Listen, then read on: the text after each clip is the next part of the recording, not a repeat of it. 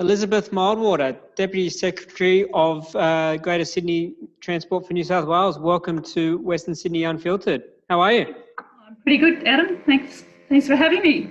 No problem. Interesting times we're living in at the moment. We've been hearing a lot about our frontline workers, and obviously you guys have got hundreds of staff that are out there, not so much battling the pandemic, but certainly playing a role in terms of movement of people and movement of supplies. Can you tell us a little bit about what's happening at the operational level with you guys at the moment? Yeah, you did right, Adam. We've actually got thousands of frontline staff out there every day, and we sort of say that it's business as usual, but in the most unusual times. So one of our main focuses has been on keeping business as usual. So our main aim has been to date to just keep the services running, and we have, as most people would have seen, been running pretty well a full timetable. And that was really deliberate for lots of reasons, but so that essential workers and kids could get to school when they needed, that sort of thing, and with the appropriate distancing and services available. But also just, symbolic. The transport system is the real veins of the city, and we just wanted it to keep pumping. And so that's been the real focus. But of course, it's taken loads of decisions, small and big, thousands of litres of sanitizer, thousands of disinfectant wipes, lots of staff consultation and working through particular operational issues to keep it going, but it's been going pretty well. Right. I mean, talking about movement, you must be seeing some interesting trends emerging out of all of this, particularly given that so many people are working from home, so it's probably a different type of movement than what you're used to. There's been a lot of talk. I've heard you talk about some of the changes that have occurred and some of the changes that might occur down the track. Things like working from home permanently 1 or 2 days a week, or people starting earlier or finishing later, as having big impacts on the way we do business. Post-corona, do you think that there's going to be a significant shift, long-term shift in the way people move and way people do business? So, look, I really hope so, Adam, and it's something we're really focused on, not only in transport, but more broadly in government. It's a very live conversation, and I know lots of people in the community are talking about it as well.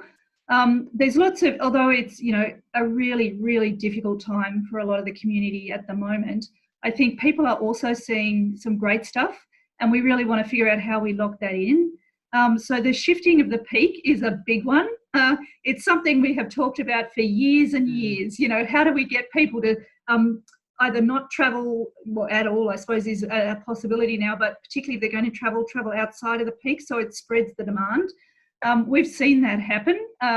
Just by virtue of the people that have been travelling recently are travelling at different times, in some cases quite early, because it's lots of the tradies and construction workers. The office peak has gone. So I think the big challenge now is how we lock this in, and really deliberate decisions now will have to be made as we step back into life as it's going to be. I think considerations like changing school hours, how we encourage more strongly office people to change their hours, these are all things that we need to work on in government, from a policy perspective. But then also I'm really hopeful that a lot of the community has seen the benefit of it, so I might be open to trying things now that perhaps they weren't before, but it's going to take some really deliberate decisions and policy over the coming weeks and months. How would government go about trying to regulate or impose those sort of conditions? Is it something that just people automatically respond to, given that they've trialled it out for a little bit now and think, okay, this works, and people power sort of generates that movement and that response, or is it something that government can actually encourage or facilitate in some way? I think it's probably a bit of both. So at one extreme, what we've seen is a version of the future that we probably threw up as a scenario when we were doing future transport. There was a scenario of the future where people just didn't travel at all because technology made it completely possible to work from anywhere. That was in there as a scenario, but I don't think any of us actually thought that would play out in its purest. But you've seen it in almost its purest form in the recent month. And I think what we're seeing there is people are actually also seeing the benefit. I don't think everyone's wrapped with working at home, 14 hours a day, 7 days a week sort of stuff. But I think more people might make the choice that they'll do it 1, 2 or 3 days a week. I can see that is something that people won't need much of a nudge to actually hop on board, because They've seen the benefits of that, being home with family, walking the dog, that sort of stuff. So on that end, I'm sort of hopeful that people will actually make the choice themselves. And we can encourage that in terms of how we roll back over the coming months or so, how people do come back into the workplace. I think a gentle approach might also help reinforce that. But I do think some people will just lock in some of the things that they've tried. I think people have learned stuff about technology in the last month that we would never have tried. So they feel more confident in themselves.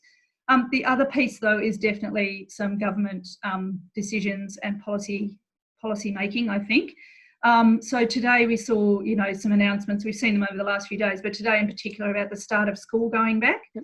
I think as that goes forward, the Premier sort of signalled that it will be done in stages. I think as that goes forward and where it's sort of mandating groups of students or parts of students, some of those rules will also help us to, both enforce those decisions, but also get people to trial things again. So I think it's going to be a combination of both. You mentioned the pushing the fast forward button on technology and how that's potentially going to leave a legacy. The infrastructure agenda that's been outlined, a consistent message from government has been around that we're literally going to dig ourselves out of this hole. That's good news for you guys with a number of projects in the pipeline. What are some of the projects, particularly the ones in Western Sydney, that you think are viable options for the government to push forward on? And is it realistic to expect quicker delivery around projects like Metro West or Metro Greater West? So I think there's probably two aspects to that. They're the ones that are already in play, that are already happening. So we're very actively looking at all our projects that are in construction and whether works can be brought forward. Because while, for example, traffic's reduced or any other demands are reduced, we can actually accelerate some of the construction. So that is well underway. We brought discrete pieces of work forward, for example, resheeting the M5 and some rail works. But on the big projects, we are actually looking to accelerate programs and take advantage. When it comes to new projects, I think we've seen, the M6 announced. You've seen the Metro West tunnelling package go out, and that's huge. That one, that's sort of the Metro West will create something like 10,000 direct jobs and 70,000 indirect. So single announcements like that are big steps as well. The other, I think you'll continue to see a series of bigger announcements as well. But then there's also going to be, the stimulus packages have been announced and we're yet to necessarily flesh out all the details of those. So I think although we've made the headline announcement, what you'll see is us announce smaller projects that are going to be ways of using that funding to also target some stuff at the smaller end of the market. So there's just a steady flow of projects out there. In the space of a week, there's been, I suppose, a series of messages around the aggressive approach that government's going to be taking around infrastructure. And at the same time, there was also media reports last week that some projects might be cut. While I don't want to sort of, breathe fire on or give more life to, media conjecture and speculation, is there a risk that, or do you remain confident that the government's commitment to infrastructure spend is there and it won't have to sacrifice certain projects in order to, stave off, going into more debt, or just for a reprioritisation of projects which are considered more important than others? So every indication we're getting is that the infrastructure spend is going to continue. And in fact, as I said, what we're being asked to do is bring stuff forward. Every indication for us is that it's going to continue. I think the messaging is pretty consistent about, being in, what did you say? We're digging ourselves out of this hole. Yes. Infrastructure sort of led recovery. So we're not seeing any easing off. When it talks about reprioritisation, for us, it is about actually looking at what we had in the pipeline and what might be shovel ready and we can get out the door earlier. That's the sort of reprioritisation we're currently really focused on. On reprioritisation, the dialogue's been quite vocal on, given the changing nature of not just COVID, but new population figures that came out late last year and the changing nature, the continual dynamic nature of Greater Western Sydney, that it may be a time now, more than ever, to relook at Future Transport 2056 and look at the projects that were planned, the timeline for delivery and their prioritisation. Is that something that you guys are doing at the moment, looking at Future Transport as a strategy and saying, yes, this works, no, we might need to hold back on this, or let's go in a different direction? How Future Transport, when it first came out, was talked about as it going to be a living, breathing document. Is that how it's playing out at the moment? Yes, it is, Adam. We had actually started a bit of a refresh process before COVID kicked in. And I think we've sort of started it again with fresh eyes in the last few weeks.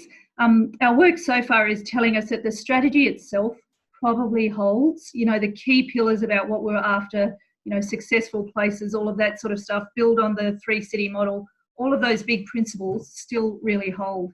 What we're being challenged on, of course, is I think what you're alluding to, some of the timeframes and the order of things, because I think what a crisis has done is sort of probably sped up some things and maybe slowed down some others.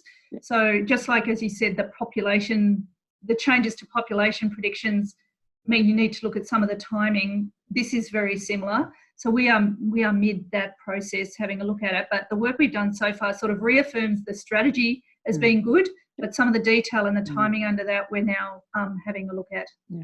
In terms of the sort of the transparency around that process and making public some of the changes, if there are some, is that expected to be released, or how will the public know that there's been that shift, or how will that information be made public, I suppose? Yeah, so it's a good question. I think the original refresh process probably would have resulted in some, public refreshing of documents. So I would expect that will come in time. I don't think we've yet sort of given ourselves a timeline, given that everything is evolving so fast. We're really just starting ourselves to have these conversations and look at what the future might look like. Yeah, I mean, the first Future Transport process was very collaboratively done with many sections of the public, that sort of thing. I think we're getting lots of good input in the public sphere already. A lot of people are seeing the potential, what's happening and how that might change some of our strategies. So we are actually getting some good input, and I think we'll continue to look at it over the coming weeks and even maybe months. You mentioned the changing nature of this, and we're all sort of stumbling our way through it, some better than others. What are you finding some of the key lessons that you're taking away from this whole experience? I think at the most fundamental, we're really starting to challenge ourselves on what's possible. We've seen just some phenomenal behaviour change in the transport sector. I mean, in the population more generally, in terms of how they've embraced, as I said, technology, digital services. I know our colleagues in health are sort of looking really closely at actually what the future of medicine can look like now. But in the transport sphere, it's the same for us. So I think we're having, we've got a really good opportunity to challenge ourselves on some of the what's possible. Things like active transport, for example, are coming up again and again in the conversations, because we have seen people just embrace walking and cycling in a way that, was not considered possible. So how quickly can we respond to some of that and lock some of that in? I think it's actually challenging probably what we thought were the limits. We're now testing ourselves on what those limits are, and then we'll figure out how quickly we can lock them in. I think there is an urgency to it. So that's something we're very conscious of, although, this is feeling like a sort of slow moving thing in some ways, and we will step out of it. I think we can all see if you want to lock in good changes, you actually really need to start doing some things now, while at the same time you ponder the longer term future of travel and the economy and that sort of thing. There's some good stuff that we've seen that we can see that you need to act quickly. And I think the thing that we probably have seen from government over the last month or so is some really quick action. I think we've shown that when we need to be decisive, we can. Yeah. So how do we keep it going? We get into business as usual. How do we keep that going? That's one of the things we're trying to keep up. And how are you personally? I mean, in closing today, one of the things that we've been asking all of our guests is how they're coping personally. And have you taken up new hobbies? Have you started knitting? Have you jumped on Netflix? Is there a new series you're watching? Anything you're doing differently now that you weren't doing a couple of months back? The thing for me, because I am trying to work at home a lot, it's a balance because we have the frontline staff, so doing both. But I actually have gone to a personal trainer again, weirdly, because I moved from Melbourne 3 years ago and I was a bit of a machine there, but I had stopped training in Sydney. But of course, now I'm doing it by Zoom with the same trainer that I had in Melbourne. So, yeah, I'm really enjoying it. She can shout just as loud over Zoom. And it does actually mean you can take a break in the middle of the day and just do it in your backyard or something. So that's probably the one thing for me that I never thought I would try. And for my mental health, it's been actually brilliant to just sort of stop a couple of days a week and do a bit of exercise, then get back. Looking a bit worse for wear for my next meeting, but it's been really good fun. Well, you look great, Elizabeth, and I look forward to seeing a buffed up version next time we meet in person, hopefully. Thank you for your time this afternoon, Elizabeth. It's been great. Look forward to talking more soon. Yeah, and thanks for the work of the dialogue, Adam. It's good fun to stay in touch this way. Thank you.